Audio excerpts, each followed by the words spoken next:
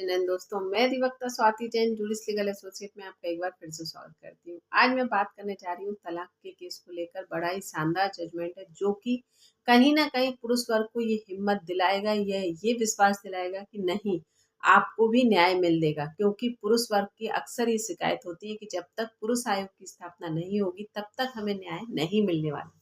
लेकिन ऐसा नहीं है। अगर आप अपना पक्ष, अपना तर्क इस प्रकार से रखें कि जहां पर आपको गलत साबित किया ही ना जा सके या उचित एविडेंस पेश करेंगे तो 101% आपको राहत मिलेगी। यहाँ पर कोई महिला, कोई पुरुष नहीं है, सिर्फ और सिर्फ सच की जीत होती है या सही को ही न्याय मिलता है। चलिए हम बात करते हैं। जानकारी पूरी पाने के लिए वीडियो में बने रहिए और अगर अभी तक आपने मेरे चैनल को सब्सक्राइब नहीं किया है तो मैं आपसे रिक्वेस्ट करूंगी कि मेरे चैनल को सब्सक्राइब कर लीजिए ताकि आने वाली वीडियो की नोटिफिकेशन आपको मिल सके। इलाहाबाद हाई कोर्ट का ये जजमेंट है। 28 अगस्त 2024 का ये जजमेंट है जिसमें पति को कहीं ना कहीं जीत हासिल हुई।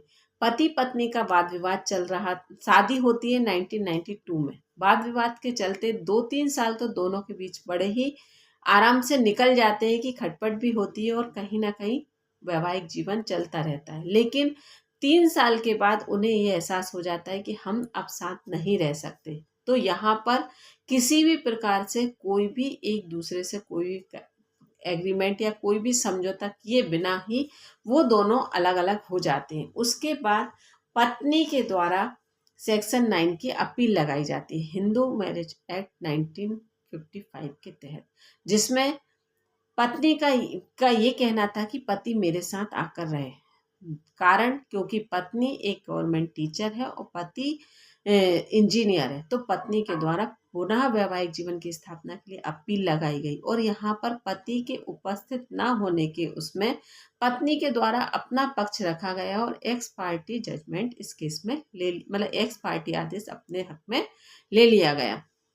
उसके कुछ समय के बाद जब पति के द्वारा इस आदेश की पालना नहीं की जाती तो पत्नी के द्वारा 498A, 406, 3/4 इस तरह से पत्नी के द्वारा अपील लगा दी जाती है। लेकिन यहाँ पर पत्नी के द्वारा जब अपील लगाई जाती है तो पत्नी FIR कराती है। FIR, इन्वेस्टिगेशन, ट्रायल, चार्जशीट पेश होना, सारी प्रक्रियाएं समय समय पर चलती रही और ट्रायल के दौरान पति के पत्नी के मायके वालों में से ही जब क्रॉस एग्जामिनेशन हुआ तो उसमें उनका ये कहना था कि दहेज की मांग नहीं की गई, जबकि पत्नी के द्वारा यहाँ FIR में लिखवाया गया कि मारपीट, क्रूरता, अभद्रता का व्यवहार, साथ ही दहेज की मांग की जा रही थी। लेकिन पत्नी के मायके वालों के द्वारा ही ये कहा गया कि नहीं, दहेज की मांग नहीं की गई। तो कहीं ना कहीं पत्नी का यहाँ केस कमजोर पड़ा। इसके बाद ही पति के द्वारा पत्नी के इस अपील को खारिज कर दिया जाता है और यह साथ ही पति के द्वारा फैमिली कोर्ट में तलाक की अपील लगाई जाती है। पति के द्वारा सारे तर्क रखे जाते हैं। पति के द्वारा आधार बनाया जाता है डिसर्जन और क्रूरता। तो डिसर्जन क्योंकि पत्नी लंबे समय तक पति के साथ नहीं रह रही थी और ना ही किसी भी प्रकार का कोई भी संबंध था।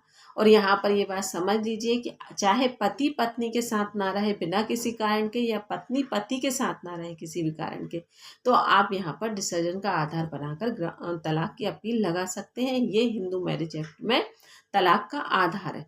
जब डिसर्जन है तो क्रूरता होना तय है। तो यहाँ पर ये बात आप समझ लीजिए। डिसर्जन पर मैंने आपको सेपरेट वीडियो बनाकर दिया है, आप चैनल विजिट कर सकते हैं। चलिए अब हम बात करते हैं कि अगर जब पति के द्वारा अपील लगाई जाती है तो पति को ये कहकर फैमिली कोर्ट के द्वारा तलाक की अपील को खारिज कर दिया जाता है कि जब धारा 9 की अपील पत्नी के हक में थी, आपको आदेश दिया गया था कि आपको अपनी पत्नी के साथ रहना है, तो तब भी आपने कोर्ट के आदेश की अवहेलना की, तो आपकी यहाँ पर तलाक की अपील को खारिज कर दिया जाता है। ये कहकर पति के तलाक की अपील को खारिज कर दिया जाता है। पति इलाहाबाद हाईकोर्ट पहुंचता है धारा 9 की अपील, जो कि एक्स पार्टी आदेश लिया गया था उसकी पत्नी के द्वारा, और साथ ही जो 498A का झूठा केस पत्नी के द्वारा किया गया था, और साथ ही पति के द्वारा तलाक की अपील जो कि फैमिली कोर्ट के द्वारा खारिज कर दी गई थी। पति के द्वारा इलाहाबाद हाईकोर्ट के समक्ष सारे तथ्यों को, सारे बातों को रखा जाता है और कहा जाता है कि मेरी इसमें गलती क्या है या मैंने इसमें किसी प्रकार का कोई भी अनुचित व्यवहार नहीं किया। पत्नी बिना किसी कारण के, बिना मेरी जानकारी के अपने पीहर में जाकर रहने लगती है। तो मैं ये कहीं ना कहीं विसर्जन है, मतलब परित्याग है पत्नी के द्वारा मेरा, और कहीं ना कहीं ये क्रूरता भी है, मतलब निर्दयता भी है। तो यहाँ पर इस आधार पर मुझे तलाक चाहिए।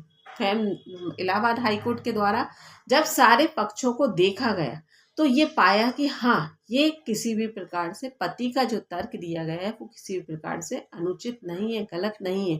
क्योंकि जब पति पत्नी एक दूसरे को बिना किसी उचित कारण के एक दूसरे का परित्याग कर दें तो ये एक तलाक का बहुत बड़ा आधार है। और ये भी देखा गया है कि 498 के केस में पत्नी के द्वारा नाबालिग सदस्यों का गवाही के लिए नाम लिखवाया गया। साथ ही क्रॉस एग्जामिनेशन में पत्नी के पीहर वालों के द्वारा ये कह दिया गया है कि दहेज की मांग नहीं की गई। तो ये सारे पक्षों को देखकर पत्नी की धारा 9 की अपील को रद्द कर दिया गया कि ऐसा नहीं है कि पति उपस्थित नहीं हो और एक्स पार्टी अगर आप डिसीजन ले लेते हो तो वो किसी भी प्रकार से आप सामने वाले पक्षकार के ऊपर थोप सकते हो, जब पति के द्वारा अपने तर्क इस प्रकार से दिए जा रहे हैं जो कि किसी भी प्रकार से अनुचित नहीं है। तो यहाँ पर धारा 9 की अपील को खारिज किया गया और जो फैमिली कोर्ट के द्वारा कोर्ट की अपील की को पति की खारिज की गई थी उसे स्वीकारा गया, क्योंकि ये पत्नी के द्वारा परित्याग भी किया गया और पत्नी के द्वारा क्रूरता भी की गई, शारीरिक तौर पर, मानसिक तौर पर और आर्थिक रूप तौर पर भी। तो यहाँ पर ये कहकर पति को तलाक की डिग्री दी गई और साथ ही इसमें यह भी कहा गया कि जब पत्नी के द्वारा यहाँ पर एलिमनी और मेंटेनेंस की अपील नहीं लगाई गई है और यहाँ पर इन दोनों के लिए पत्नी मांग भी नहीं कर सकती, क्योंकि पत्नी खुद एक गवर्नमेंट टीचर है तो वह किसी भी प्रकार से इस तरह की कोई भी मांग नहीं कर सकती। साथ ही अगर कोई भी गवर्नमेंट एम्प्लॉय अगर इस तरह का कोई भी कार्य करता है तो उसे उसके जॉब से भी हटा दिया जाना चाहिए, मतलब उसको पनिश किया जाना चाहिए। तो इस तरह से हिदायत देकर न्यायालय के हाई कोर्ट के द्वारा पत्नी की अपील को खारिज कर दिया गया और पति की अपील को स्वीकार लिया गया। यहाँ पति को तलाक की डिग्री भी मिली। यहाँ साथ ही ना ही पति को किसी भी प्रकार का मेंटेनेंस देना पड़ा, ना ही कोई एलिमनी देनी पड़ी। केस की डिटेल मैं आपको स्क्रीन पर दे रही हूँ, तो आप देखकर डाउनलोड कर पढ़ सकते हैं और अगर आपको लगे तो आप मुझे व्हाट्सएप पर मैसेज कर भी ले सकते हैं। जानकारी अच्छी लगी हो तो एक बार मुझे कमेंट बॉक्स में कमेंट कर ज़रूर बताइएगा। धन्यवाद।